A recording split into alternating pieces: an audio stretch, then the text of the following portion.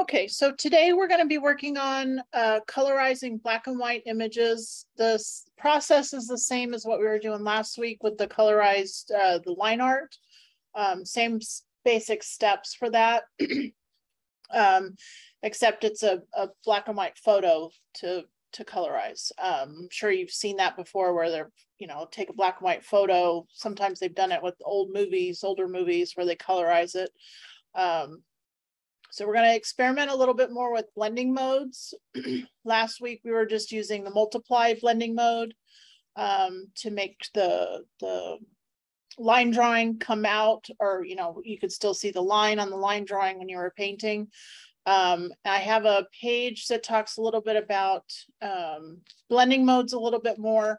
And then we're going to work on a file. You're not going to turn it in. It's just so that you can see what blending modes, how the blending modes work with different images, or it's the same shape on it, but you can see how the blending modes work with two colors. And then when you're working on the black and white photo, colorizing that, you can experiment with the blending modes as well on there to see how the color works with the image in the back, because depending on the color that you're using and the source image that you're painting over,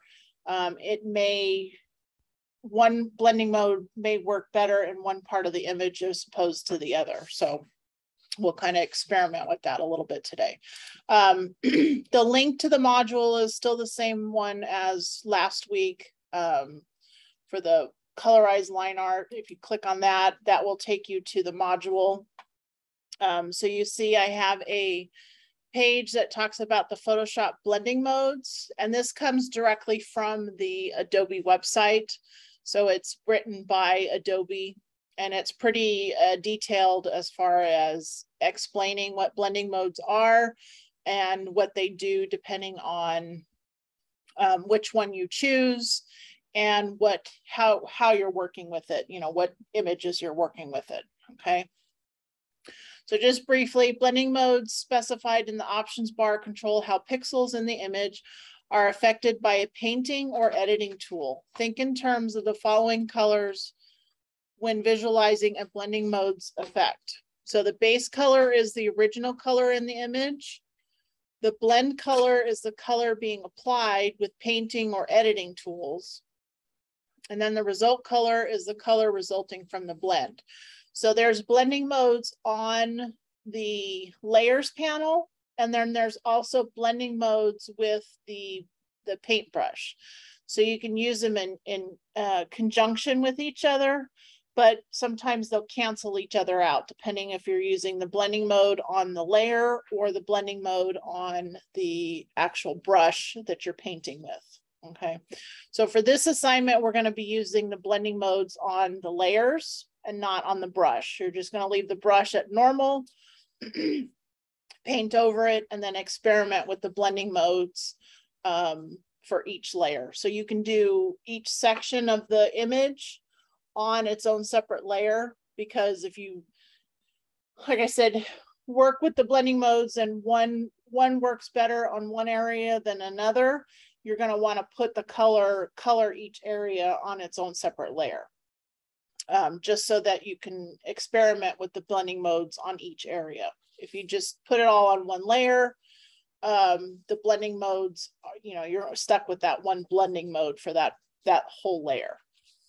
Okay, so the page here explains more detail what happens.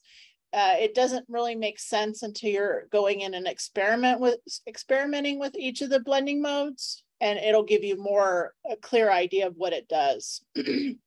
But again, this is just a brief explanation from Adobe what each blending mode does. And then at the very bottom of the page, you'll see some examples of what each blending mode does depending on what the, this is showing you what the normal, what the image is by itself, and then where they've painted over section of the image. And then you can see as you scroll through, excuse me, on the page, it shows you what it looks like based on just this color here. And it will change depending on what color you're using, or if you're using another image to create a composite image. Okay. So you can see, you know, briefly what it looks like, but it does change depending on what images you're using or what color you're using painting. Okay. Let me make sure here. Okay. All right, and it is recording. Okay. Because last week I forgot to turn the video and everything on last week. So let me hide this again. Okay, so this is the page in Canvas for you just to review. And then if I go to the next page, so this is the assignment page, colorize black and white photos. Review the blending modes page, which I just showed you. We're going to go ahead and download this blending modes worksheet. Click on the arrow here.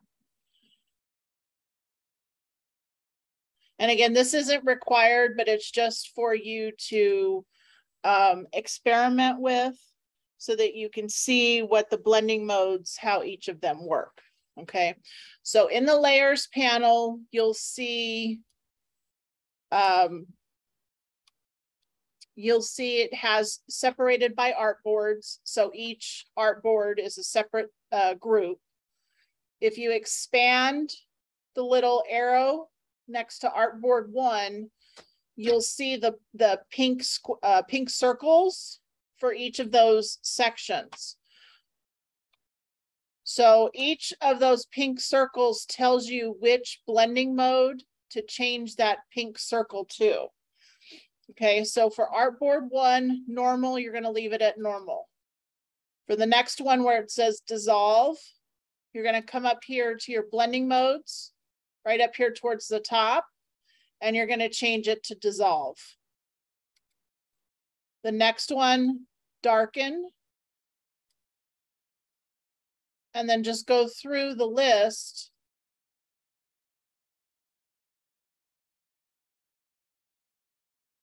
and change each of those layers to the blending mode that it says on that particular layer. And this is a good reference file for you so that you can kind of see what each blending mode looks like.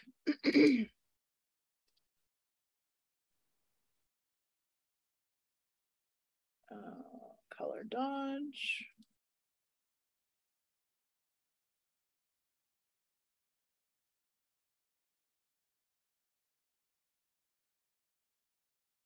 Okay, so that's artboard 1. And then artboard 2 continues the blending modes. So just click on each of those layers and scroll down to, on the list of blending modes, excuse me, which one they're asking you to change it to.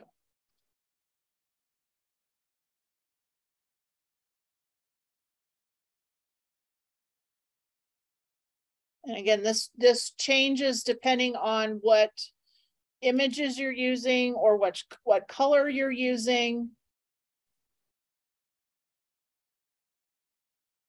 So it may not look the same on anything that you do in the future with the blending modes.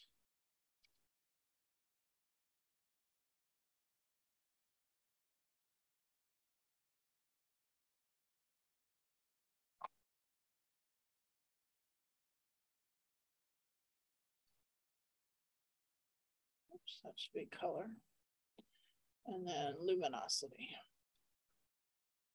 Okay, so you can see, looking at it after you've changed all of the blending modes, how each of those affects the circle in the back and the circle in the front. Sometimes it disappears, sometimes it changes colors completely. or just parts of it are visible. So that gives you an idea of how the blending modes work. And again, the results are different depending on what you're working on anyway, whether it's painting something or combining two images. And then on this one here, the artboard number 3. So I'm going to close this one here, collapse that.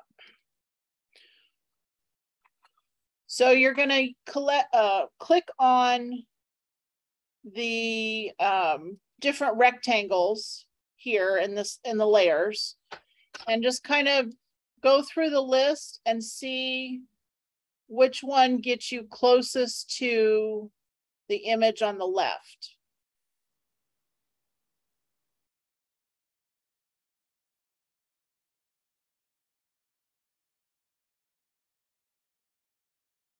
And they all kind of look the same. Some of them you can tell the difference.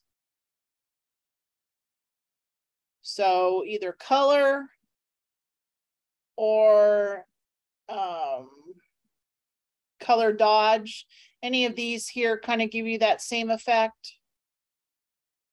So I would say either color dodge or color down here at the bottom, but probably color dodge works the best, get you closest to that.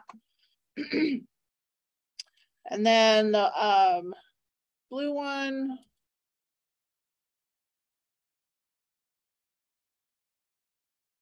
lighten probably gets you the closest to that. But again, you can just cycle through them, and that kind of gives you an idea of having a color on top of an image, or even just when we get to the compositing, having two images together, what the effect's going to be. Okay, so there's no exact one, but probably lighten is the closest to this one. And then this one,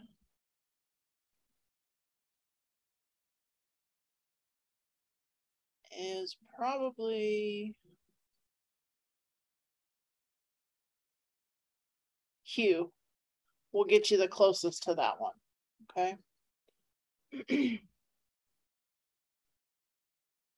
But again, you can just experiment with the different blending modes to see what it looks like with the photograph in the back.